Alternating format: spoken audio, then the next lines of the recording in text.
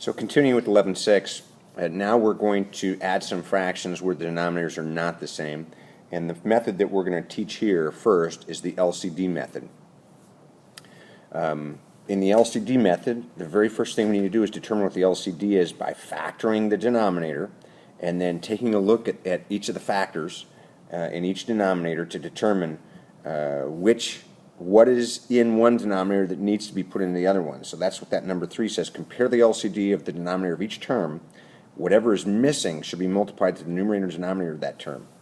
And then again, remember when we get to the end of the problem, we're going to have to simplify it. So here's a problem where we're adding fractions and the denominators aren't the same. So the denominator in the left fraction is x minus 3, and we don't really know what exactly the denominator in the right fraction is until we factor it.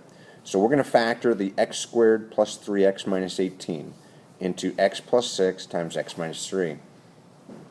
Now we can compare those denominators. The denominator on the left has just an x minus 3. The denominator on the right has an x minus 3 and an x plus 6.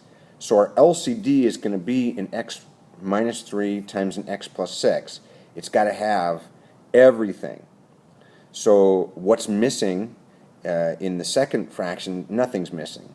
But in the first fraction, the 2 over x minus 3, we're missing an x plus 6. So now we're going to multiply that fraction by 1 in the form of x plus 6 over x plus 6. That's going to give us the common denominator, which is x minus 3 times x plus 6. So we're going to use the distributive property. 2 times x is 2x, and 2 times 6 is 12. So we have 2x plus 12 plus the x from the other fraction. And then our denominator is just going to be x plus 6 times x minus 3. That's the least common denominator. Now we need to simplify, which means we're going to factor the numerator, factor the denominator, and cancel the factors, but not the terms. So the 3 gets factored out of the numerator, and we're left with an x plus 4.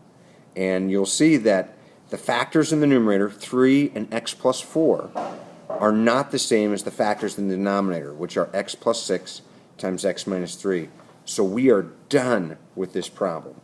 This is an example of adding fractions or adding rational expressions using the LCD method.